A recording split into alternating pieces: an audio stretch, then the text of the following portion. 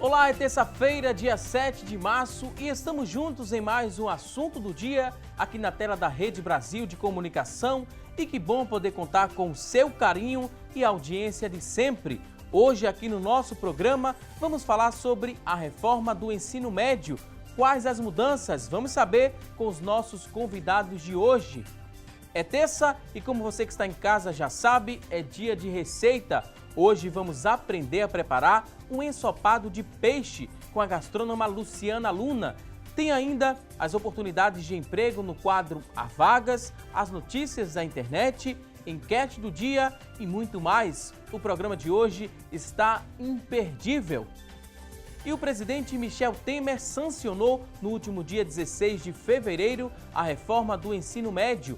Isso significa dizer que a partir de 2019 a carga horária deve aumentar e o aluno poderá escolher algumas matérias. Educadores avaliam que o maior desafio da reforma do ensino médio começa agora. Pela reforma, as disciplinas obrigatórias ocuparão 60% da grade curricular. Os outros 40% da grade serão definidos pelas redes de ensino junto às escolas. E você que está em casa deve estar se perguntando por que dessas mudanças. Nossos convidados vão te responder isso e muito mais. Vamos conversar hoje aqui no nosso estúdio com o Arnaldo Mendonça. Ele que é professor, diretor do Colégio Dom e diretor executivo do Sindicato das Escolas Particulares de Ensino de Pernambuco. Também vai reforçar o nosso bate-papo de daqui a pouquinho o Armando Reis, professor, diretor do Colégio Equipe, consultor pedagógico da rede CBV, Colégio Boa Viagem e professor de didática e também de avaliação da Universidade Federal de Pernambuco.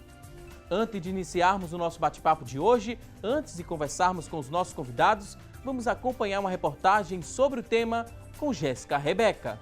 O ensino brasileiro não vai bem nos indicadores. A reforma do ensino médio vem com a promessa de melhorar os índices da educação. São 2 milhões de jovens excluídos da educação de nível médio no Brasil, de um total de 8 milhões de jovens. Um IDEB estagnado desde 2011.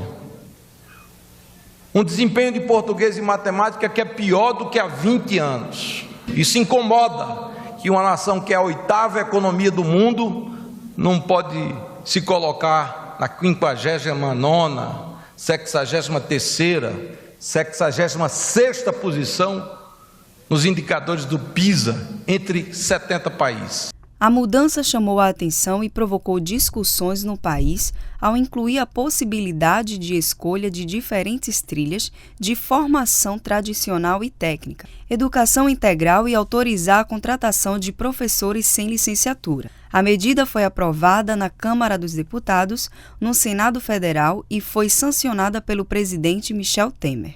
Certas, seguramente, algumas modificações que foram feitas pelo Congresso Nacional também nasceram da própria sociedade. A sociedade que tem presença expressiva, significativa no Congresso Nacional, senhores governadores, foi lá e disse, olha, aqui deve-se fazer isso, fazer aquilo, e acabou saindo uma coisa consensuada que recebe o aplauso de todos. A reforma vai permitir que o aluno escolha parte das matérias que deseja estudar.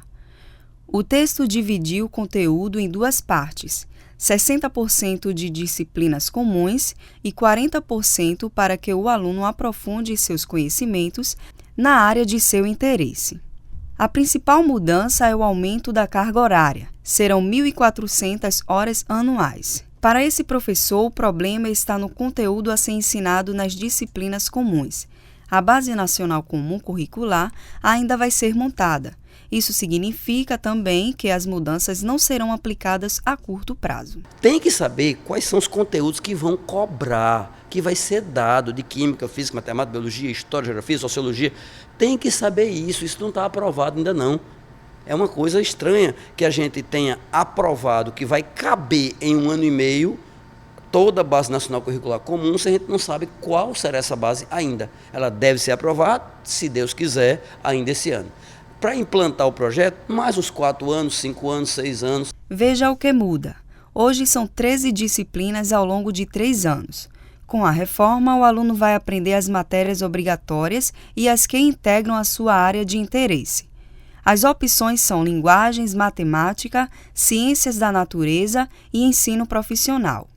Para o professor, o alarde feito em volta da notícia de que as disciplinas de filosofia, sociologia, educação física e arte serão opcionais é desnecessária. Isso vai continuar a existir com toda certeza na grade normal e ainda na específica, quando for para as optativas. O aluno vai poder fazer uma ampliação feroz. Outra possibilidade do novo ensino médio é a concessão de certificados intermediários, no caso das disciplinas de ensino técnico.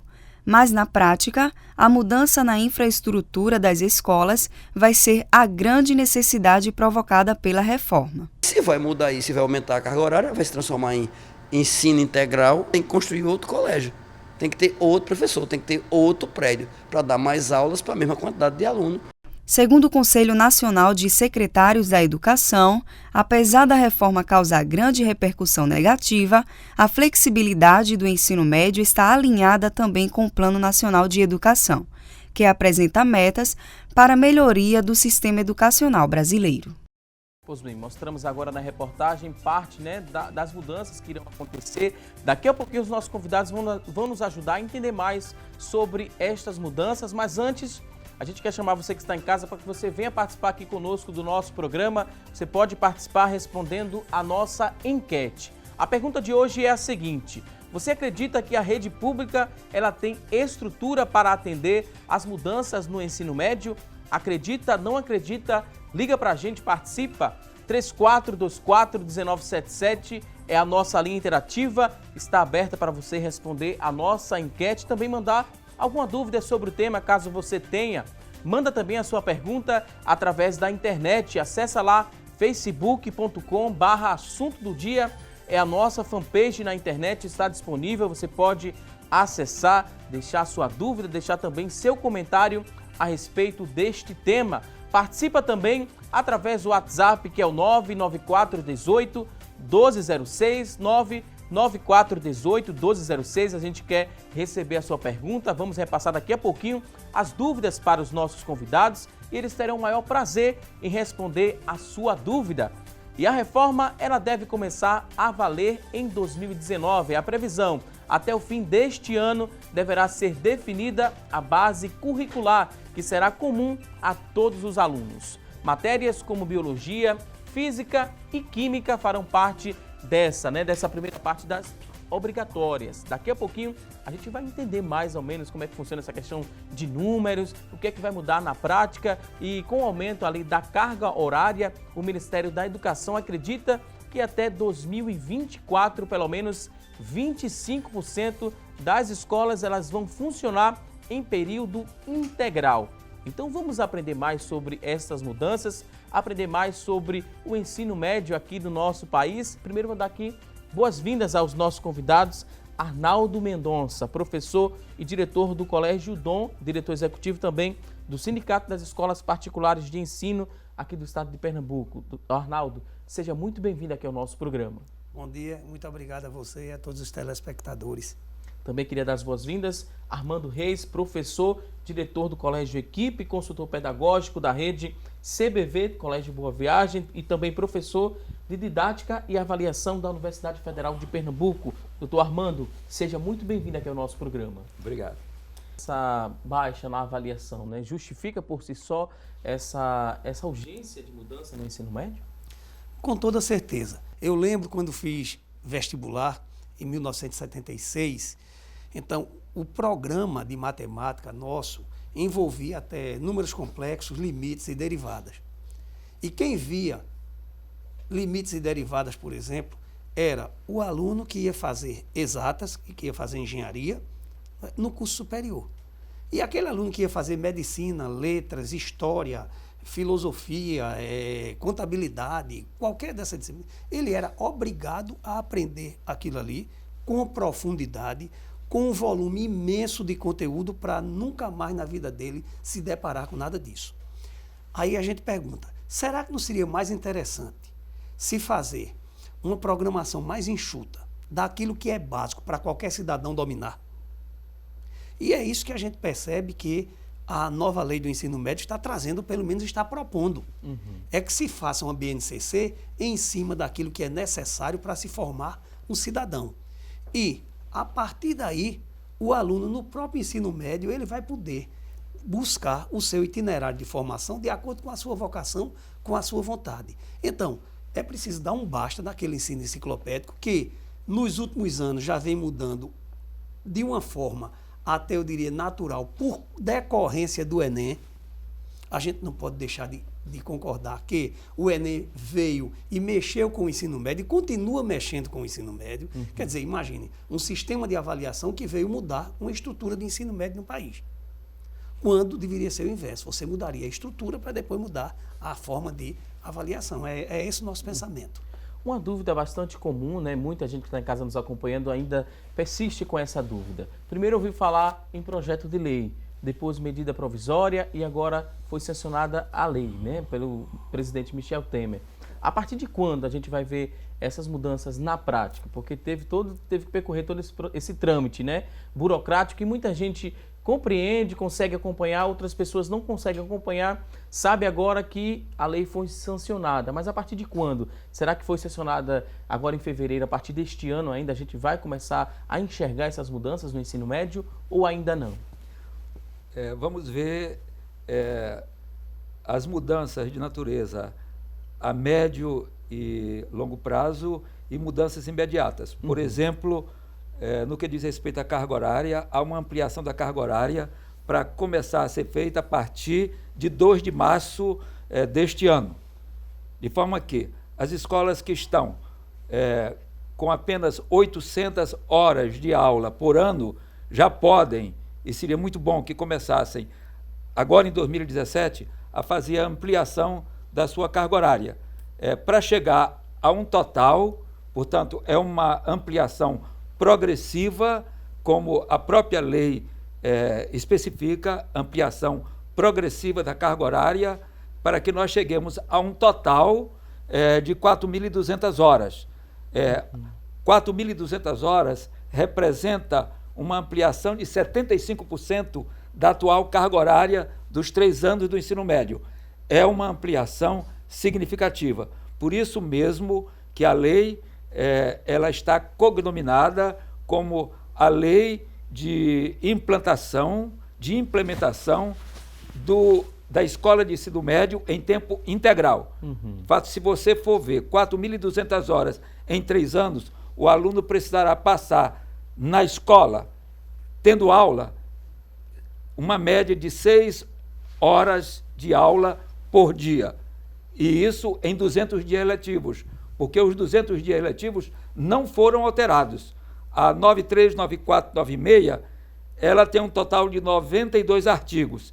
E esta lei, 13.014/15, que é da reforma do ensino médio, ela tem apenas 22 artigos.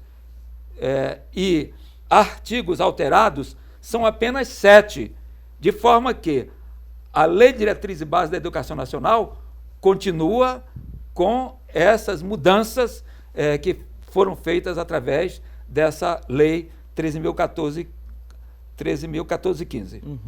A gente falou também no início do programa, né, que essa reforma deve começar a valer ano que vem, mas na prática a gente teve algumas explicações agora, mas até o final deste ano deve ser também definida ali a base curricular comum a todos os alunos. Como é que está sendo discutida essa base curricular? O que é que não pode faltar também nessa base curricular? Veja, essa base, na verdade, ela já vem para a sua 3ª versão. Teve uma primeira versão que foi meio catastrófica, muito discutida, né, no Brasil todo, principalmente na área de ciências humanas, especificamente de história, que deixaram de considerar uma série de fatores que o senso comum acredita que é de uma importância fundamental na história do Brasil e na história do mundo. E, por conta disso, abriram consultas públicas e sugestões, chegaram 12 milhões de sugestões. Veio uma segunda versão, que melhorou um pouco a primeira, e nós estamos agora na construção da 3ª versão, que eu acredito até que seja a última, e pode até não ser a última. pode chover também de crítica depois dessa terceira versão e ser necessário uma nova discussão que seja. O que a gente não pode é voltar para o que se tinha antes. Então, o compromisso, na verdade, é que até o final do ano se tenha essa BNCC, a Base Nacional Comum Curricular, para a educação infantil e o ensino fundamental, e 2018 para o ensino médio. A gente espera que realmente seja uma base que contemple a todos os estados da federação, porque essa base, que fique bem claro, ela vai servir de parâmetro para todas as avaliações institucionais do país. Então, um exemplo, o Enem, ele vai ter que ser limitado e vai ter que seguir a BNCC. Por quê? Porque se existe uma parte diversificada no currículo, pode ser trabalhado uma questão aqui em Pernambuco que não vai ser trabalhada na Paraíba ou no Rio Grande do Sul. E o Enem não pode privilegiar tal ou qual estado. Então, o Enem, o SAEB, toda a provinha Brasil, tudo tem que estar de acordo com essa base nacional curricular comum. Se essa base curricular comum ela for aprovada, né? Já está na terceira versão, se ela for aprovada antes do final do ano, o Enem deste ano, ele já sofre mudanças baseada nessa base curricular ou ainda não? Bom, eu gostaria de fazer ainda 2 ou 3 observações sobre a Base Nacional Comum Curricular. Para o grande público, talvez não haja clareza sobre o que é a Base Nacional Comum Curricular, BNCC. Dizendo com muita objetividade e simplicidade, a base deverá definir o que é essencial que o aluno aprenda nas 3 etapas da educação básica, ou seja, na educação infantil, no ensino fundamental e no ensino médio. Então, é isso que o MEC está fazendo. Fazendo o dever de casa que muitos países já fizeram e o Brasil tem tido dificuldade de fazer. Mas, finalmente, a BNCC está prestes a ser definida. Há sinalizações que em 2017 a BNCC, ou seja, o que o aluno deve aprender na educação infantil e no ensino fundamental, esteja definido. Nós vamos terminar 2017 com a definição das 2 primeiras etapas. E do ensino médio, talvez pela maior complexidade do ensino médio, e esta reforma é do ensino médio, a BNCC deverá estar definida em 2018. Eu gostaria de, finalmente, me referindo à BNCC, fazer uma colocação que vai de encontro a algumas posições que estão sendo tomadas aqui em Pernambuco e às vezes até mesmo em nível nacional. É que a lei precipitou-se em não ter sido sancionada depois da definição da BNCC. Eu creio que o Ministério, ao querer aprovada a lei, e ela foi sancionada no dia 16 de fevereiro, que a própria lei, ela exija um avanço na definição da base. A lei cita a BNCC em 10 momentos. Então, sem BNCC, não tem reforma do ensino médio, mas agora a BNCC sairá. Essa é a minha análise, e uma análise muito positiva, né? Eu sou otimista com relação à lei como um todo e tenho a expectativa de que a base defina bem o que os alunos devem aprender. Agora a gente vai a um rápido intervalo, daqui a pouquinho tem mais assunto do dia. Até já!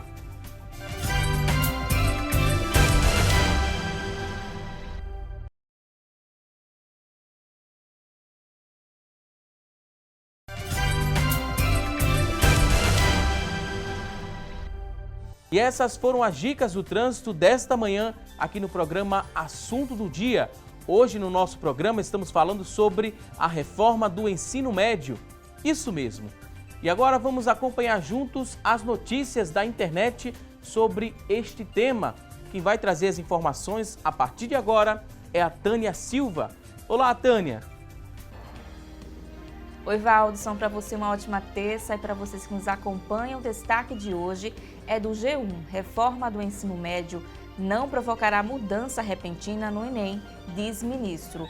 O texto aprovado para a reforma do ensino médio, sancionada pelo presidente Michel Temer, permite que as escolas decidam como vão ocupar 40% da carga horária dos 3 anos do ensino médio. 60% será formado por um conteúdo mínimo obrigatório, que será composto pela Base Nacional Curricular Comum. De acordo com o ministro da Educação Mendonça Filho, as mudanças no conteúdo das provas do Enem só vão ocorrer a partir de 2019.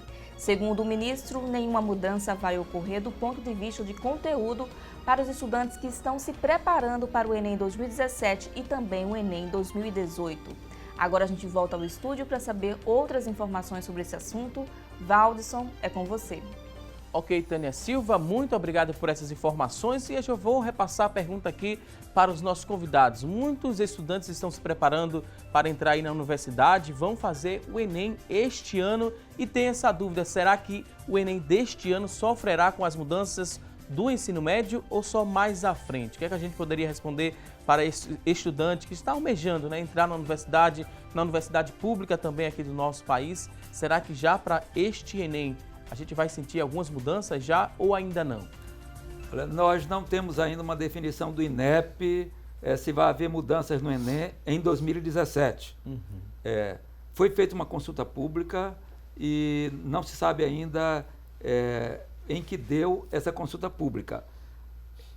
Em havendo alterações no Enem, essas alterações não serão significativas. Na minha opinião, serão pequenos ajustes, pequenas adequações. Há uma discussão, por exemplo, se a redação vai continuar ou não vai continuar. As posições são muito divergentes. Agora, o INEP deverá dar essa definição, eu creio que nos próximos, não vou dizer nos próximos dias, mas no máximo em 2 meses, as escolas precisam ter essa definição.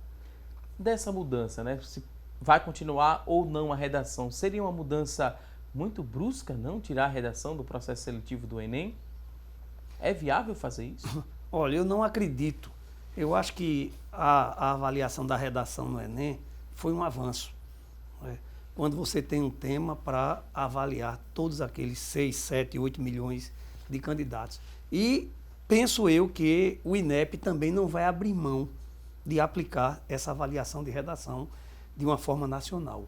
Porque imagine se essa redação fosse para cada estado avaliar o seu público da sua forma. E, por outro lado, você tivesse o SISU, que é um sistema de seleção unificado, nacional. Você ia selecionar pessoas de estados diferentes, com instrumentos diferentes de avaliação, para concorrer a uma mesma vaga de um mesmo curso. Então, não seria justo você ter uma avaliação de redação estadualizada, eu poderia dizer assim. Então, é mais provável, e pelo que a gente já viu de pronunciamento do ministro e de pessoas do Ministério da Educação, é que eles não vão abrir mão da prova de redação no Enem. Agora, Armando falava ainda há pouco aqui da questão da BNCC. Ora, se a Base Nacional Comum Curricular para o ensino fundamental e educação infantil devem ficar prontas até o final de 2017 e a do ensino médio somente para o final de 2018, então é pouco provável, não é, que se promova grandes transformações num instrumento que é o Enem, onde a base desse instrumento é a BNCC. Então, seria mais lógico, não é, esperar que a BNCC saia, que esteja acabada, que esteja disseminada em todo o país, para você fazer profundas modificações nesse instrumento de avaliação. Agora, o que a gente acredita que pode e deve haver é correção de rumo, não é? Correções muito mais de operacionalização. Isso aí eu não vejo nenhum problema com relação à aplicação, alterar um pouco o número de questões, ou de 1 dia, ou 2 dias, ou manhã e tarde. Isso são questões que já estão sendo estudadas e discutidas no Ministério da Educação. Eu concordo com as observações, as ponderações de Arnaldo. Agora, eu gostaria de mencionar 2 pontos. É impossível fazer a redação em nível nacional ou em nível estadual, mas vamos colocar em nível nacional. Não tem sentido você retroceder colocando redação em nível estadual. Se o Enem, há uma possibilidade dele ser feito online. Então, se o Enem, ele tendo essa possibilidade dele ser feito online, então a redação estaria descartada. Né? Eu não estou fazendo uma discussão de natureza pedagógica. Eu estou me referindo a uma possibilidade que foi ventilada na implementação do Enem. Agora, a observação mais importante a nova lei se refere explicitamente que os processos seletivos ao ensino superior das universidades brasileiras terão como referência a BNCC, de forma que os processos seletivos de todas as universidades, uma vez definida a BNCC, esses processos seletivos terão que tomar como referência na elaboração das provas a Base Nacional Comum Curricular. E eu creio que os vestibulares, os processos seletivos, eles contemplarão a base que é de âmbito nacional e não os chamados itinerários formativos. Essa é a minha opinião com base no que se pode depreender do que seria realmente pertinente, consistente e viável.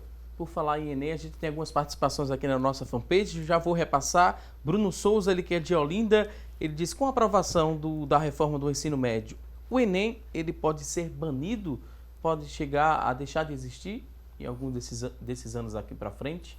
Ou não existe essa possibilidade do Enem deixar de existir por conta da reforma do ensino médio? Muito pelo contrário, eu não acredito de forma alguma que o Enem deixe de existir.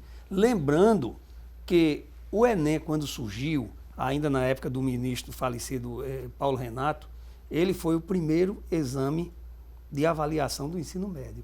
E a proposta e o objetivo do Enem, quando foi criado, era de avaliar o ensino médio do país. Depois é que se criou uma forma de seleção para o ensino superior, uma forma de ingresso, seleção para o ingresso no ensino superior, através do Enem. Relembrando ainda que o Enem, inicialmente, ele foi utilizado, na grande maioria dos estados, como uma primeira fase do vestibular. E as universidades estaduais e federais, elas faziam a sua segunda fase com disciplinas específicas. Depois, logo em seguida, ele passou a ser praticamente adotado no país inteiro. Então, uma grande maioria das universidades e faculdades públicas e muitas faculdades e universidades particulares trabalham exclusivamente com a avaliação do Enem. Então, seria um retrocesso muito grande, seria você abandonar um instrumento importantíssimo de avaliação do ensino médio, assim como é o SAEB para a educação básica, assim como é a Provinha Brasil para o ensino fundamental. Então, depois de tantos anos que o Brasil passou sem ter nenhum instrumento de avaliação da sua educação básica, a gente abre mão de um processo que já foi maturado, que já foi comprovadamente eficiente e universalizado. Ok, temos outra participação agora da Cláudia Santos. Ela quer saber se o novo ensino médio é para aumentar o índice do IDEB? Aumentar a nota do IDEB seria só isso ou não se resume a só isso? Não, na realidade, a reforma do ensino médio é muito mais abrangente do que focar num tipo de avaliação. O IDEB é importante. O IDEB é indicador do desempenho e da qualidade do ensino e dos resultados do ensino, portanto, da aprendizagem na educação básica brasileira. Agora, o ensino médio não se resume a resultado de avaliação. O ensino médio ele deve estar voltado, e a lei contempla essa perspectiva para a formação do aluno. E pela primeira vez, uma lei, ao se referir à formação do aluno, vai além dos resultados na área cognitiva, ou seja, ele saber calcular, ele saber ler, ele saber interpretar, ele saber resolver problemas. Isso aí é muito importante, mas é área cognitiva. A lei, pela primeira vez, se refere às competências socioemocionais.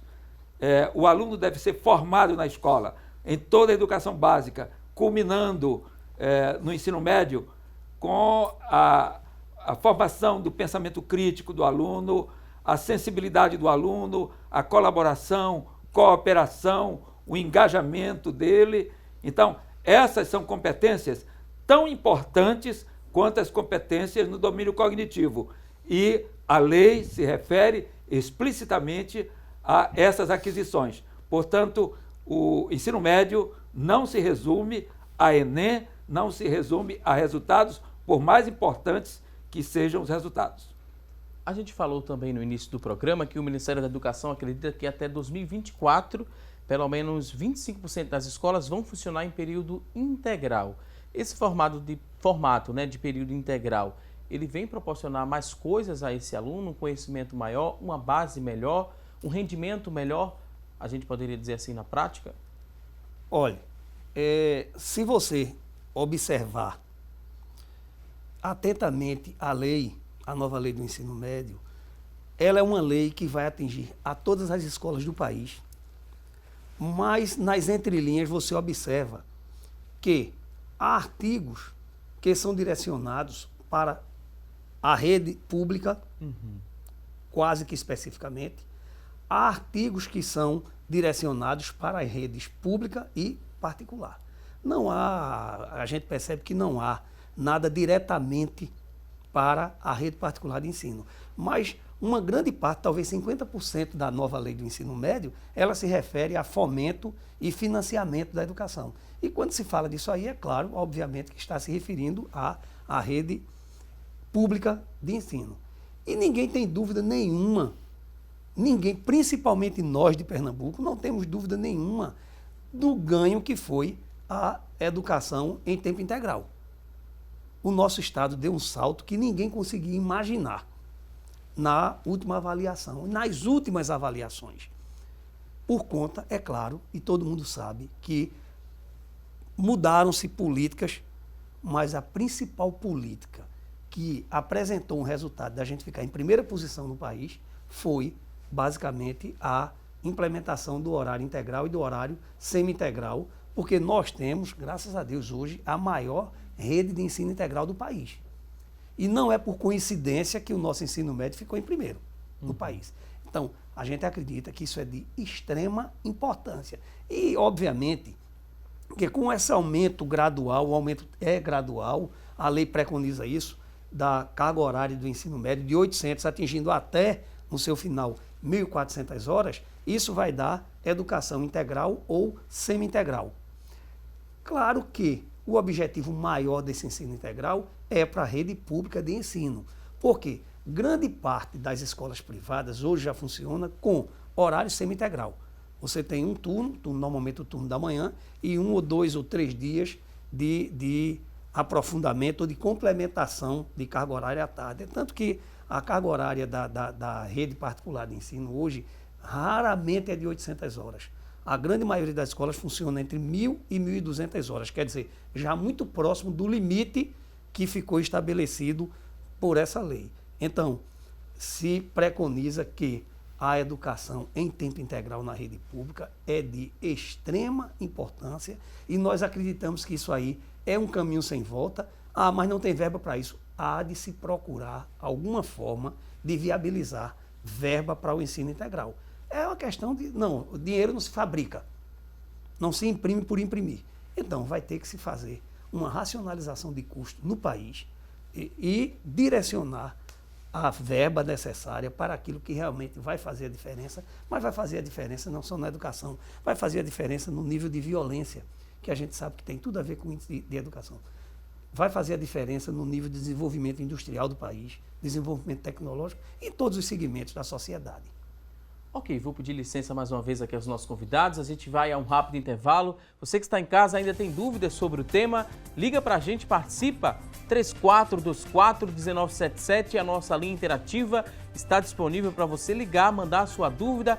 Participa também através do nosso WhatsApp, que é o 99418-1206, 99418-1206. A gente vai agora a um rápido intervalo. Não saia daí.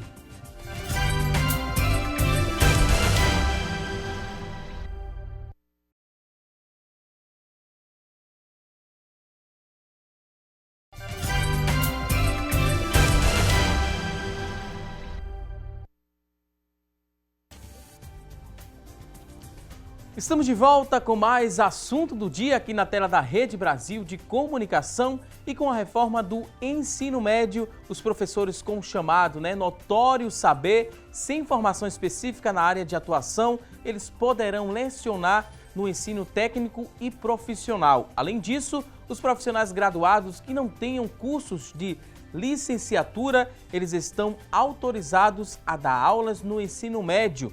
A condição é que façam complementação pedagógica em relação à formação dos professores, dos profissionais que irão lecionar, vão lecionar ali na sala de aula. Muita gente também tem várias dúvidas, professor? Armando Reis, ele está nos auxiliando a entender um pouco mais sobre esta temática. Quando a gente fala nessa questão do notório saber, que não tem aquela formação específica na área, vai poder ensinar na formação profissional desses alunos. O que é que a gente está dizendo com isso? O que é que a gente enxerga como um avanço ou não? É necessário abrir esse espaço para que as pessoas com notório saber elas venham a ensinar na sala de aula? Olha, apesar das críticas, eu sou favorável à inclusão na lei dos professores de notório saber. Primeiro, constatando que nós não temos professores formados pedagogicamente para trabalhar todo o currículo. E como esse currículo novo, com a reforma do ensino médio, ele incorpora a formação técnica e profissional, os profissionais mais bem preparados nessa área não têm formação pedagógica. Então, desde que selecionados e com base em critérios dos Conselhos Estaduais de Educação, que deverão normatizar sobre esse assunto, a vinda desses professores para as redes de ensino, eu acho que é uma vinda necessária e oportuna, e com a garantia de que eles venham a ter uma complementação na sua formação pedagógica. Vamos trazer um exemplo bem prático para quem está em casa compreender, como é que vai funcionar essa questão do professor sem a formação específica para ensinar no ensino técnico e profissional. Como é que a gente poderia exemplificar? Seria uma pessoa graduada em engenharia, por exemplo, ela vai poder ensinar ali aos alunos um ensino técnico e profissional? Seria mais ou menos assim ou não? Seria também assim. Um engenheiro formado em engenharia mecânica, por exemplo, ele tem conhecimento técnico suficiente, ou pelo menos deveria ter, para dar aula num curso técnico de mecânica de nível médio. E ele não tem formação pedagógica, mas ele tem notório saber. Mas não precisa ser engenheiro, você pode ter alguém que tem um curso técnico no Senai muito bem feito e que tem amplo conhecimento dessa área técnica, da sua parte industrial, da sua parte de eletricidade, da sua parte de construção civil e que pode muito bem atuar como um professor de notório saber, até porque ele detém notório saber nessa sua área de formação. Então, o que é que deve se fazer? Hoje, existe professor suficiente para dar aula na área de formação técnico-profissional? Não. A verdade é que não existe. Se a gente quer desenvolver a área técnica, com que mão de obra vai se trabalhar? Então, eu acho que a lei agiu de uma forma inteligente. Não é qualquer pessoa. Não é aquele cara que não tem formação nenhuma que vai poder ser professor de um curso técnico de nível médio. Mas é aquela pessoa que tem uma formação técnica depurada, que tem experiência de longos anos e que tem, como o próprio nome diz, notório saber. E os sistemas de ensino vão se preocupar e vão legislar, definir quais são as regras de avaliação para saber quem tem ou não tem esse notório saber. Porque Uma mudança que eu acho que vale a pena a gente entrar aqui nessa nova lei, uma mudança fundamental e que muita gente ouviu falar quando ainda era medida provisória, foi no itinerário ou nos itinerários de formação. O que é isso?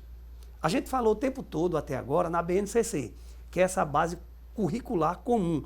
É como se a gente dissesse de uma maneira muito simplória a parte teórica do curso. Mas tem alguém que não quer ficar só na parte teórica, na BNCC. Ele quer enveredar, ainda no ensino médio, por uma parte prática. E aí ele vai buscar a formação profissional técnica. Aqueles que não desejam formação técnica, eles têm mais 4 itinerários de formação. Linguagens, matemática, ciências da natureza, que envolve química, física e biologia, e ciências humanas, história, geografia, filosofia e sociologia. Então, o aluno, após cumprir essa parte que a gente diria obrigatória, que é a base nacional curricular comum, ele pode escolher, a partir de determinado período, ainda no ensino médio, qual é o itinerário de formação que deseja seguir para concluir o seu ensino médio. Lembrando que uma mesma escola não é obrigada a oferecer as 5 vertentes ou os 5 itinerários de formação.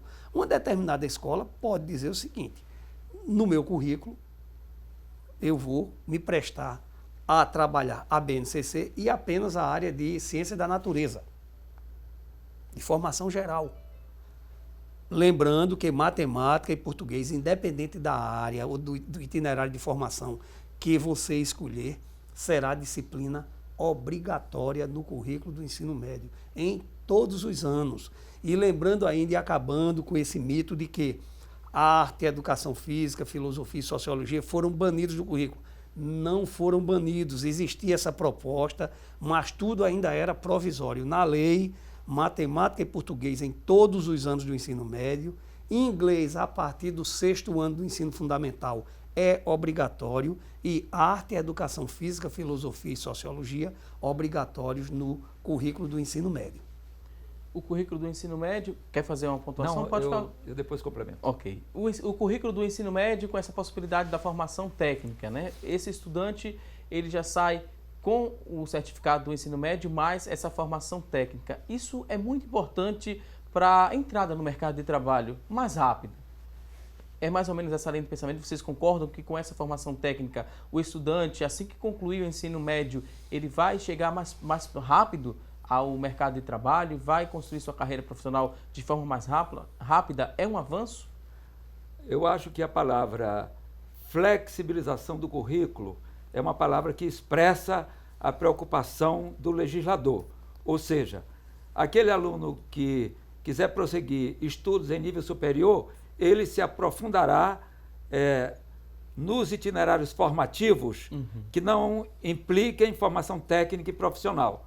Vamos dar um exemplo bem concreto. O aluno que quer fazer direito, ele fará a Base Nacional Comum Curricular, que corresponde, no máximo, a 1.800 horas do total de 4.200 horas, e fará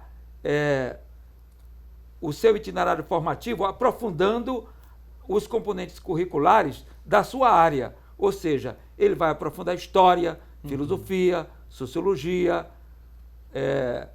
obviamente linguagens, ele deverá aprofundar linguagens, ter mais competência na área de linguagens, que tem um peso maior no processo seletivo. De forma que a lei, ela flexibilizando, ela proporciona ao aluno melhores condições de fazer um currículo mais adequado à sua realidade. Temos aqui algumas participações através da nossa fanpage. Eu vou repassar já essas dúvidas para os nossos convidados em relação a esse aumento da carga horária. Nas escolas particulares, né? Se existir esse aumento também na carga horária, a mensalidade vai ficar um pouco mais alta para poder acompanhar essas mudanças no ensino médio? Acho que é uma dúvida muito comum para quem estuda em escola particular, porque a reforma do ensino médio também vai contemplar a rede privada de ensino. Olha, a escola particular, ela sobrevive fundamentalmente das mensalidades escolares.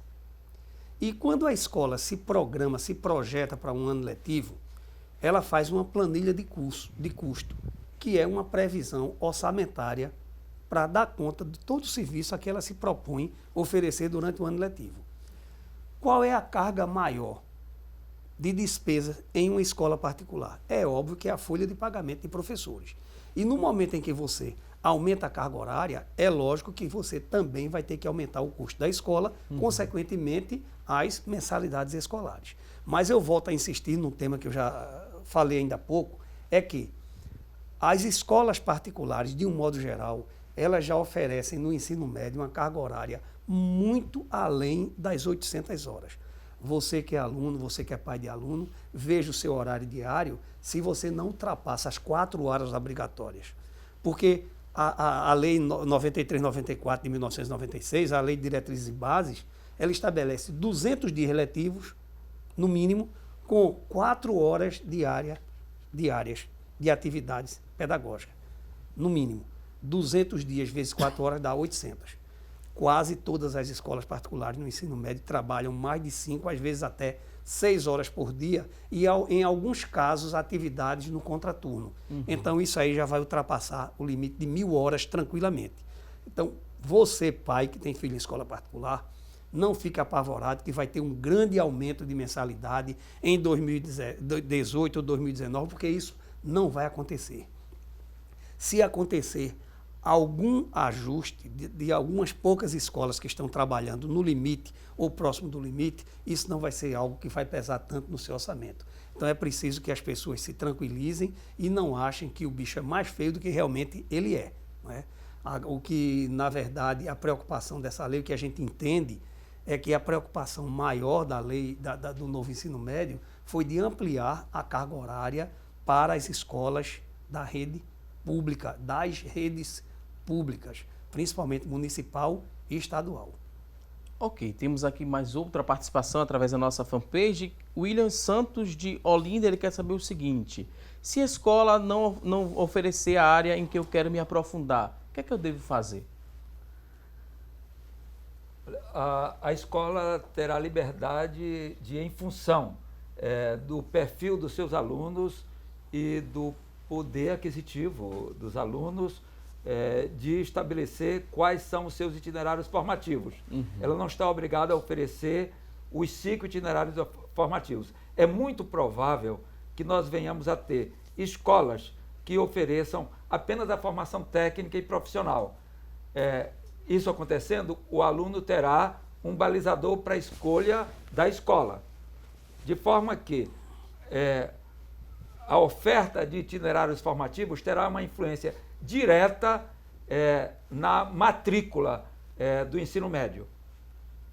Então, os alunos terão que escolher a escola de acordo com a oferta do itinerário formativo ou dos itinerários formativos que correspondem melhor aos seus projetos de vida. Eu acho isso também é flexibilização, e essa flexibilização implica em responsabilidade e colabora para uma melhor formação do aluno. Inclusive, Armando, eu acho tão importante isso aí, porque a escola vai mostrar a sua cara, não é? É preciso que a escola deixe muito claro qual é o seu projeto pedagógico. E a escola não vai estabelecer os itinerários de formação que vai oferecer após o início do ano letivo. Obviamente, isso tem que ser divulgado claramente e amplamente antes do início das matrículas. Até porque as escolas da rede privada, elas não vão querer jogar fora a sua clientela. A Armanda acabou de colocar com muita propriedade. Cada escola conhece o seu aluno, conhece a sua família, conhece o poder aquisitivo, as possibilidades e também as aspirações de seus alunos. E ela vai querer continuar trabalhando com esses alunos. Ela não vai simplesmente dizer, a partir do próximo ano eu não vou oferecer isso ou aquilo e deixar a debandada de aluno do ensino médio. Isso não vai acontecer. Essas coisas acontecem de muita polêmica, de muita angústia, porque a lei é nova, a lei ainda não está em pleno uso, ela está preparando a sociedade para a sua implementação. A Armando colocava ali da questão da BNCC e a lei, que a lei veio antes, exatamente por isso. Ela veio exatamente para forçar a construção, a finalização dessa BNCC, que já vem se arrastando há tantos anos e, como ele falou, no mundo todo praticamente já existe há vários anos, há várias décadas até. Então foi necessário se colocar essa lei de imediato para que a situação comece a mudar a partir daí. Ok, temos outra participação agora do Carlos Silva. Ele quer, mais uma vez, que vocês repitam essa questão da escolha das disciplinas, né? Como é que vai funcionar isso na prática para ficar bem fixo? O aluno, a pergunta dele é a seguinte: o aluno poderá escolher as disciplinas que quiser? Não, essa é uma primeira leitura equivocada da lei. A BNCC deve ser, os componentes curriculares da Base Nacional Comum Curricular devem ser estudados por todos os alunos. E a lei especifica que o total de horas para a BNCC não deve ultrapassar 1.800 horas. É um balizador. Tá? Agora, isso é para garantir que as 4 áreas de conhecimento sejam trabalhadas pelas escolas, todas as escolas, e todos os alunos no ensino médio, eles tenham acesso aos objetivos e conteúdos básicos do ensino médio. E quais são essas áreas de conhecimento? Arnaldo já citou linguagens, que inclui língua portuguesa, língua inglesa, que agora é obrigatória a partir do 6º ano, literatura, a educação física, arte integra essa área de linguagem.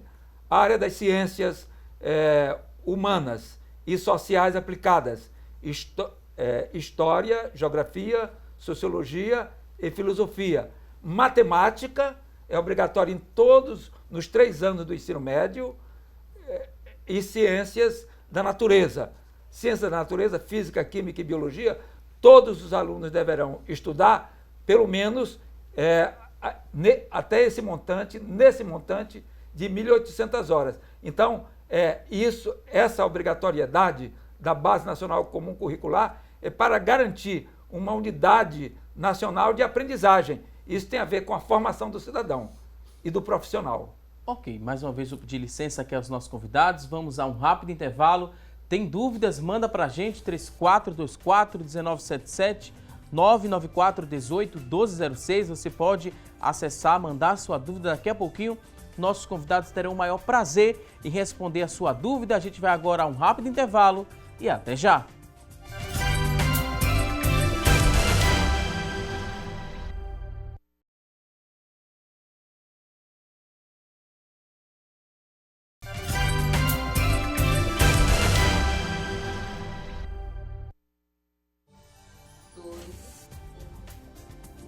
Estamos de volta com mais assunto do dia aqui na tela da Rede Brasil de Comunicação e agora vamos direto aprender a preparar o ensopado de peixe no quadro Receita do Dia e quem vai nos ensinar é a gastrônoma Luciana Luna.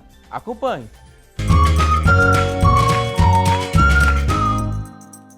Olá, hoje eu vou ensinar para vocês como fazer uma receita que, além de ser super saudável, é bem fácil de fazer e você pode estar acrescentando à sua dieta. Ficou curioso? Então pegue papel e caneta e anote os ingredientes deste delicioso ensopado de peixe.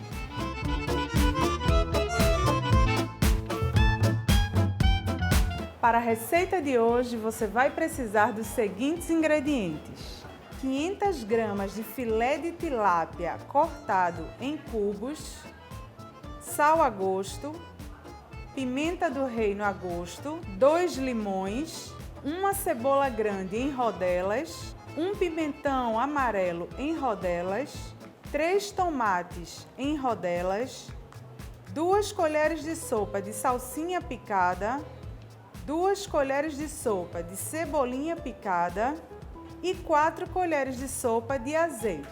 O primeiro passo da nossa receita é temperar o peixe com sal, limão e pimenta.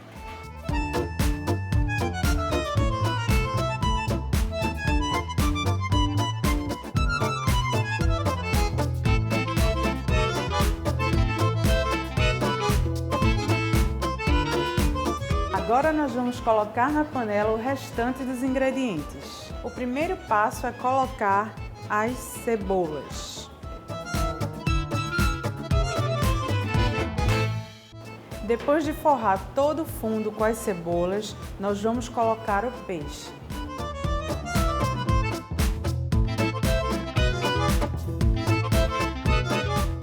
Agora nós vamos colocar as rodelas de tomate.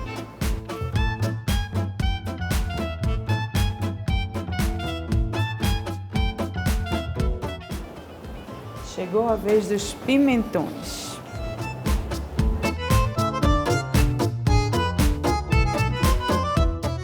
Por fim, eu vou colocar um pouquinho de salsinha.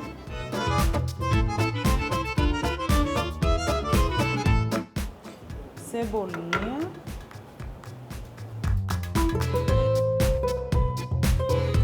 Temperar com mais um pouquinho de sal.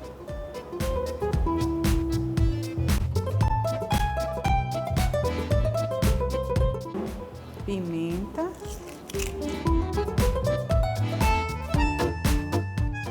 Com o azeite.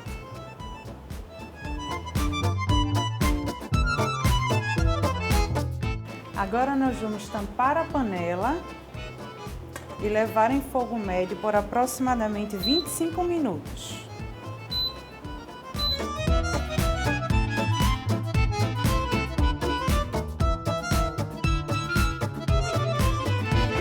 Após 25 minutos, já está pronto para servir.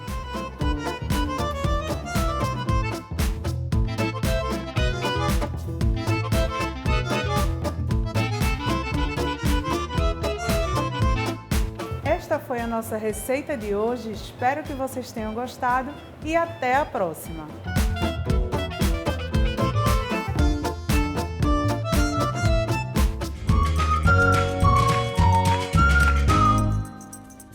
Ok, Luciana Luna, muito obrigado por mais uma receita. Gostamos bastante aí desta dica no quadro Receita do Dia. Você que está em casa, perdeu algum detalhe da receita, não se preocupe, que assim que terminar esta edição do programa, a gente vai disponibilizar essa receita na íntegra lá na nossa fanpage. Você vai acessar facebook.com/assunto do dia e vai encontrar essa receita completinha lá na nossa fanpage. Luciana Luna, mais uma vez, muito obrigado. E por falar em coisa boa, a gente vai acompanhar a partir de agora as oportunidades de emprego no quadro Há Vagas. Então, muita atenção a você que está em casa em busca de uma recolocação no mercado de trabalho. Vamos conferir juntos aqui as oportunidades de hoje. Olha só, uma vaga para auxiliar técnico em laboratório de farmácia. Exigência: ensino médio completo, experiência de 6 meses, salário R$ 937. Uma vaga para auxiliar técnico em laboratório de farmácia. Próxima oportunidade, agora tem uma vaga para supervisor comercial. Exigência: ensino médio incompleto, experiência de 6 meses, R$ 1.600 é o salário. Uma vaga para supervisor comercial. Vamos conferir juntos aqui a próxima oportunidade de trabalho. Uma vaga para assistente de contadoria fiscal. Você tem essa experiência de 6 meses nesse ramo. Uma vaga superior completo, R$ 2.500 é o salário. Você que está em casa se interessou por uma dessas vagas, elas são do Sistema Público de Emprego, Trabalho e Renda. Ele fica localizado na Avenida Rio Branco, número 155. Avenida Rio Branco, número 155, é o endereço do Sistema Público de Emprego, Trabalho e Renda. O telefone para contato, papel e caneta na mão, anote aí o telefone, 3355-2900, 3355-2900. Muito boa sorte para você que está em casa em busca de uma recolocação no mercado de trabalho. Agora vamos seguir aqui com o nosso programa respondendo as dúvidas, perguntas que chegaram através da nossa linha interativa e também através do nosso WhatsApp. A primeira pergunta chegou através da linha interativa, vamos conferir aqui no nosso telão. Jailson Melo, de Gamileira, ele quer saber mais informações sobre Notório Saber. O que é que a gente poderia dizer para o Jailson Melo, de Gamileira? Veja, O notório saber é aquele cidadão ou aquele trabalhador que não tem uma formação de docente, ou seja, ele não fez curso de licenciatura ou não se preparou, não se formou para lecionar especificamente.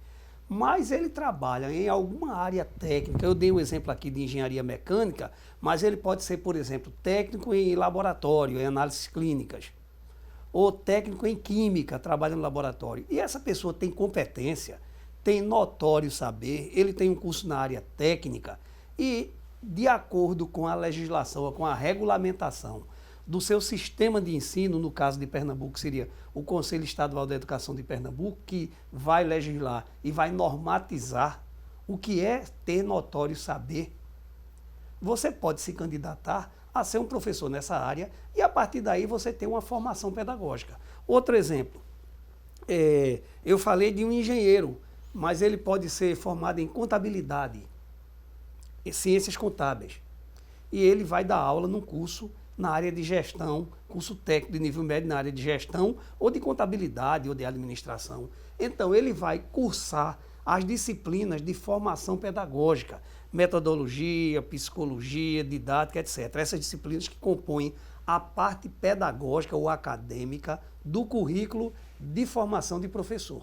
E, a partir daí, ele vai estar habilitado. São duas situações diferentes.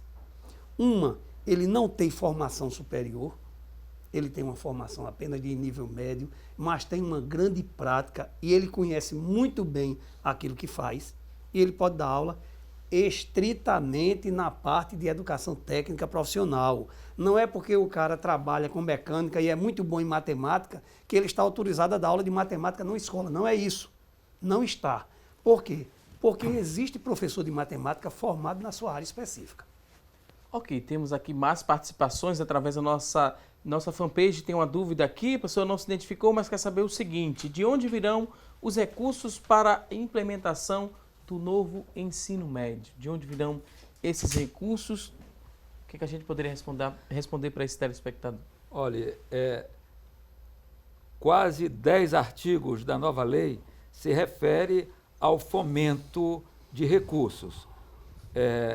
O Ministério da Educação assume a responsabilidade de injetar recursos nas escolas que implantarem o ensino médio em tempo integral e, de acordo com o seu projeto pedagógico, esse projeto pedagógico é apresentado ao Ministério e o Ministério assume a responsabilidade durante 10 anos, num período de 10 anos, de injetar recursos nas escolas.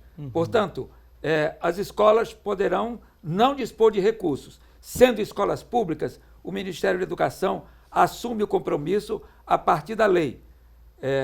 Pode ser que, na prática, isso traga problemas, mas você pode, com base na lei, exigir que o Ministério cumpra o que a lei estabelece. Não há como você ter escola pública em tempo integral sem recursos adicionais. Arnaldo colocou muito bem, as escolas particulares, elas captam recursos dos seus clientes, dos pais dos alunos ou dos próprios alunos. E as escolas públicas são mantidas com recursos públicos. Agora, eu adicionaria que a nova lei vai exigir competência dos gestores, tanto dos gestores em nível estadual, como dos gestores que são os diretores das próprias escolas. Sem uma melhoria na gestão, não há como você melhorar a educação. Portanto, não há como a escola comprovar que precisa de recursos e administra bem os recursos. Não é só receber recursos. Há quem tenha pesquisado e tenha demonstrado que o problema da educação brasileira não se limita à falta de recursos, a baixos salários, mas à mal aplicação dos recursos. Ok, ótima explicação. A gente vai seguir aqui com mais dúvidas. Tem agora a participação do Sérgio, ele que mora em Paulista. A dúvida dele é a seguinte: sou estudante do 2º ano do ensino médio, atualmente eu estudo 11 disciplinas, porém, ele acredita, né, que filosofia, sociologia e educação física não deveriam ser obrigatórias. Ele não vê sentido para isso, para estudar mais essas disciplinas. Ele quer saber o seguinte, se em 2018, quando é que ele vai para o terceiro ano do ensino médio, elas ainda serão obrigatórias? Sérgio, que fique bem claro. Primeiro, Armando falou aqui, com muita convicção, que você e todo estudante brasileiro de qualquer estado da federação deve cumprir, no mínimo, a Base Nacional Curricular Comum, para que você possa concorrer em qualquer concurso nacional em condição de igualdade com um cidadão de Roraima, do Amazonas, da Paraíba, do Rio Grande do Sul, de São Paulo. Então, isso fica bem claro, você tem que cumprir toda a Base Nacional Comum, como qualquer estudante do ensino médio no Brasil. Após concluída essa Base Nacional Comum, a sua escola vai oferecer alguns itinerários de formação diferenciados. Você poderia seguir matemática, linguagem, ciência da natureza, ciências humanas ou formação técnico profissional. Só que, para 2018, está completamente fora da realidade. Porque essa base está sendo trabalhada até 2018. Então, a sua turma ainda não vai pegar essa mudança. Porque as escolas não são obrigadas a ofertar esses itinerários de formação já no ano que vem. Então, tem um tempo para que as escolas possam se amoldar, se programar, se projetar para oferecerem esse itinerário. E como a Armando também falou aqui, que as escolas não são obrigadas a oferecer as 5 áreas, ou seja, os 5 itinerários de formação, não. A escola ela vai avisar antes da matrícula quais são os itinerários que vão oferecer. E com relação a essa história de você pensar que filosofia e sociologia não são importantes, isso foi uma das grandes polêmicas da versão anterior da medida provisória. Então o pessoal caiu de pau no Brasil todo por aí. Eu lembro desse debate, né, de filosofia, educação física, artes também exato. entrou nesse debate. O professor Armando quer fazer uma pontuação? Pode ficar à vontade. Eu gostaria apenas de fazer uma complementação e pela primeira vez eu vou ler, bem curtinho, o que diz textualmente a lei sobre educação física, arte, filosofia e sociologia. É no parágrafo 2º.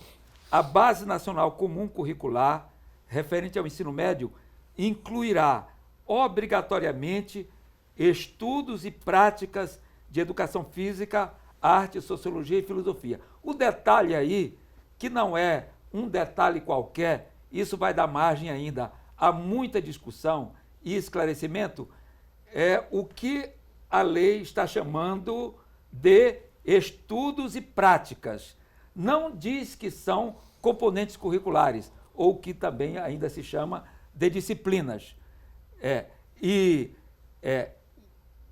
Os estudos e práticas desses 4, do que eram 4 disciplinas, que agora a lei está chamando de estudos e práticas, deve estar presente em toda a Base Nacional Comum Curricular. Então, está garantido a todos os alunos, pela lei, que, pelo menos até esse montante de 1.800 horas, os alunos terão esses estudos no seu currículo. Uhum. Isso já é uma garantia extremamente significativa. Agora, supõe que o aluno que queira ter como itinerário formativo ciências humanas e sociais aplicadas, vai ter essas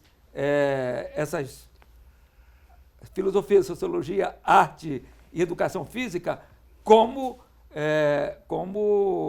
disciplinas obrigatórias. Tá? Agora, fica aí, arte e educação física, olha, isso vai dar margem a muita discussão. É bom que a gente tenha muito cuidado para não dizer o que a lei não diz e a gente deve aguardar o que o legislador, tanto o Conselho Nacional de Educação quanto os Conselhos Estaduais de Educação, deverão dizer a respeito. Ok, temos aqui só uma pontuação do Alberto, ele que é do Bom Gi, ele dá parabéns ao programa pelo tema debatido e agradece muito os conhecimentos repassados pelos convidados. Ele diz, continue assim, a população agradece. Esse é o nosso papel, né, de prestação de serviço a nossa população. Vou pedir licença aqui mais uma vez aos convidados para a gente conferir o resultado da enquete de hoje. Fizemos a seguinte pergunta: você que está em casa acredita que a rede pública ela tem estrutura para atender as mudanças no ensino médio? Olha só, 20% das pessoas que ligaram e participaram disseram que sim, 80% disseram que não. Queria agradecer a você que ligou, participou aqui do nosso programa, respondendo a nossa enquete e mandando perguntas também. Estamos agora na reta final, queria agradecer aos nossos convidados pela participação e abrir o espaço para o último recado, considerações finais. Professor Arnaldo Mendonça, diretor do Colégio Dom e diretor executivo do Sindicato das Escolas Particulares de Ensino de Pernambuco. Professor Arnaldo, considerações finais, mais uma vez, muito obrigado por sua participação. Walter, nós é que agradecemos a você e a produção do programa e a você que esteve nos assistindo, que teve paciência de ficar nos assistindo durante essa hora e meia e dizer que nos colocamos à disposição para esse e para qualquer outro tipo de serviço que possa ser prestado à educação do nosso país. A gente continua acreditando que, apesar de toda dificuldade, desses índices alarmantes de resultados, a educação no Brasil vai mudar e vai melhorar. Ninguém pode ser educador se não for otimista. Muito obrigado a vocês. Mais uma vez, muito obrigado, professor Arnaldo. Professor Armando Reis, ele é professor, diretor do Colégio Equipe, consultor pedagógico também da rede CBV do Colégio Boa Viagem, professor de Didática e Avaliação da Universidade Federal de Pernambuco. Professor Armando, muito obrigado. O último recado, considerações finais, fique à vontade também. Nós agradecemos o convite para estar debatendo esse tema tão importante da reforma do ensino médio. A sociedade e especificamente os pais e professores estão desejosos de interpretar melhor a lei e eu creio que o esforço que Arnaldo e eu fizemos aqui foi de trazer uma interpretação objetiva e esclarecedora da lei. Nós nos posicionarmos favoravelmente à lei tem como base a necessidade da educação brasileira, especificamente o ensino médio, avançar. E essa lei traz elementos para o avanço do ensino médio. São desafios e nós nos posicionamos favoravelmente aos desafios como sendo salutares para a gente avançar. Portanto, vamos sair da zona de conforto e tornar a educação no Brasil melhor para todos. Obrigado. Mais uma vez, muito obrigado aqui aos convidados. Queria agradecer a você que está em casa. Obrigado mais uma vez pelo carinho e audiência. Não se esqueça, teremos um novo encontro amanhã, ao vivo, a partir das 9h30 da manhã, aqui na tela da Rede Brasil de Comunicação. A você um forte abraço e até lá.